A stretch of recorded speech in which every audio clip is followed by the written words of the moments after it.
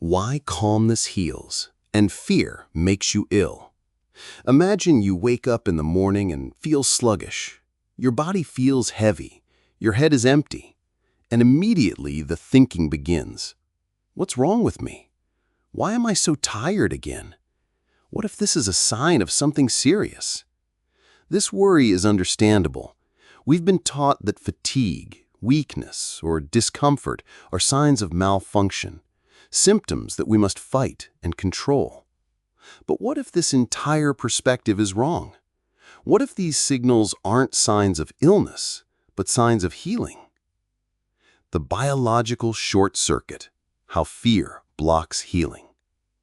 To understand this, we need to look at the science of psychoneuroimmunology. This sounds complicated, but it's basically simple. Our thoughts and feelings have a direct impact on our nervous, hormonal, and immune systems. When we interpret a body signal, like fatigue, as danger, our brain sounds the alarm. The amygdala, our fear center, becomes active and starts a chain reaction. The stress axis, HPA axis, is ramped up. Stress hormones like cortisol and adrenaline flood the body. The sympathetic nervous system, our internal gas pedal, is pressed down. We're in fight or flight mode.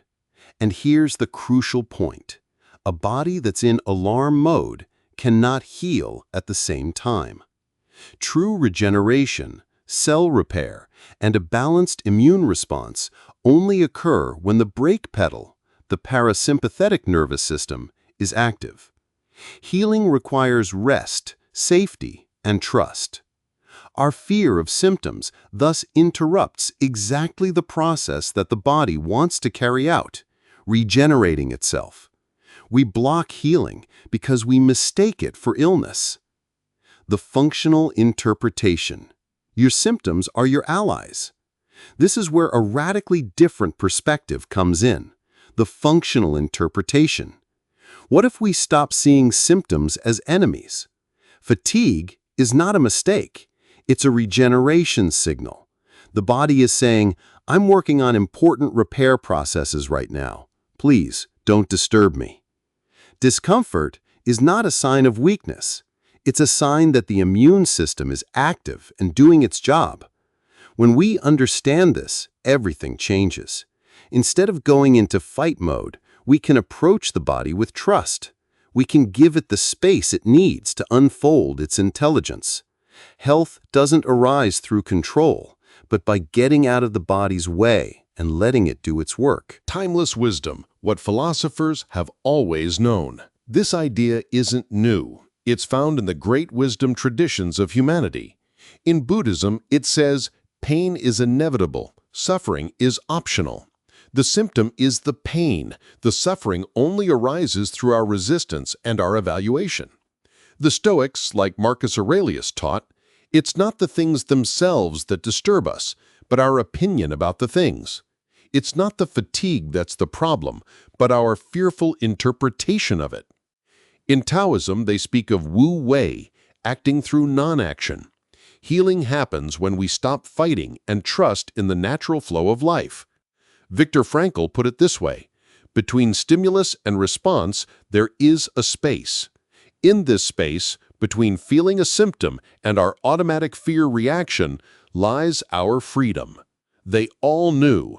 The key lies not in controlling external circumstances, but in our inner attitude. Modern science confirms ancient knowledge. What philosophers grasped intuitively, modern research confirms impressively. 1. Stress blocks healing. Hundreds of studies show that chronic stress inhibits immune functions, promotes inflammation, and disrupts cell repair. 2. Your mindset matters. A stress mindset study from 2024 showed people who viewed stress as useful experienced less pain during a cold stimulus. Your interpretation changes your physiology. 3. Calmness strengthens. Positive emotions and an optimistic attitude demonstrably improve immune parameters and response to vaccinations. 4. Mindfulness works. Techniques like mindfulness-based stress reduction, MBSR, demonstrably lower stress hormones, reduce inflammatory markers, and bring the nervous system into regeneration mode. The role of personality, why some are more susceptible. Research also shows that certain personality traits can increase the risk of chronic diseases. Do you recognize yourself? With chronic fatigue syndrome, CFS-ME, often found are perfectionism, an extreme sense of duty, a helper mentality, and the inability to perceive one's own needs. One exploits oneself until the system breaks down. With autoimmune diseases, here, suppressed emotions, especially anger, a high need for harmony, and lack of self-assertion are often observed. The inner conflict and stress seem to confuse the immune system until it turns against the body itself. With chronic pain, for example, fibromyalgia, here, catastrophizing thinking, constant anxious observation of the body, hypervigilance, and low self-efficacy expectations often prevail. The fear of pain intensifies the pain.